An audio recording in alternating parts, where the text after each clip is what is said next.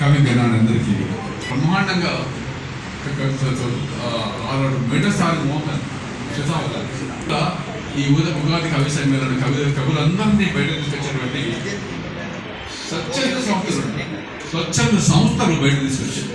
మన కరీంనగర్లో ఈరోజు ఎంతమంది ఈ కవులందరినీ ఆదరిస్తున్నారు, తెలుగు భాషను ఎంతమంది ఉద్ధరిస్తున్నారు, తెలుగు భాషను మాట్లాడతారు కానీ దానికి అమలు చేసేవారు ఎంతమంది ఉన్నారనేటువంటి ఒక అపూర్వ బాధ కలుగుతుంది.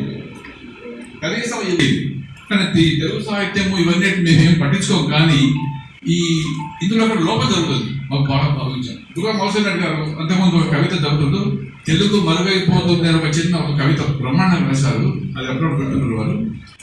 ఆ కవిత్వ ధోరణే కాకుండా కనీసం తెలుగు మాట్లాడాలని కూడా ధోరణి. అందుకే జాగ్రత్త వహిస్తలేరు, భయపడుతున్నారు పిల్లలు.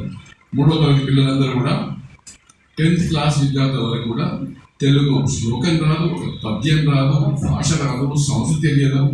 దీన్ని భరించి దీన్ని ముందుకు తీసుకెళ్లేటువంటి బాధ్యత స్వచ్ఛంద సంస్థలది. మరియు ఇలాంటి సాహితీ సమైక్య సాహిత్య వల్ల దీన్ని మనం మర్చిపోతే మాత్రం చాలా ఇబ్బంది ఉంటుంది. రాను రాను మన పల్లెటూళ్ళలో ఒక 50 కింద మనం వెనక్కి వెళ్ళి చూస్తే, ఇక్కడ ఉన్న వాళ్ళందరూ వెనక్కి వెళ్ళి చూస్తే ఎంత బ్రహ్మాండంగా ఉగాది పండుగ జరుపుకునే వాళ్ళం, ఎంత పండుగ దసరా జరుపుకునే వాళ్ళం. ముఖ్యంగా ఈ తెలుగు జాతి, తెలుగు భాషను కాపాడుకోవాలంటే ఇలాంటి సాహితీ సమైక్య సాహితీ కానీ, గౌతమి సాహితీ కానీ, ఎన్నో రకాలుగా ఉన్నటువంటి సంఘాలు వచ్చాయి. ఎన్నో సరస్వత సంఘాలు వచ్చేసాయి.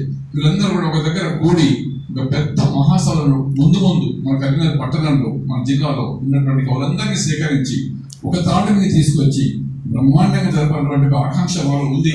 అది నెరవేరానికి నేను అందరూ సహకరిస్తామనుకున్నా ముందు చేయడానికి కొరకు ఈ ఉగాది కవి సమ్మేళన సందర్భంగా కవులందరికీ ఆహ్వానం పలుకుతూ మన ఉన్నంతలో ఈ కార్యక్రమాన్ని ఏర్పాటు చేయడం కొరకు సహకరించినటువంటి సాహితీ సంస్థలు మరియు మన లయన్స్ ఇంటర్నేషనల్ మీకు ఏదో కొంత ఈ ముందు తీసుకురావడం కొరకు మేము ముందుకు వచ్చాం.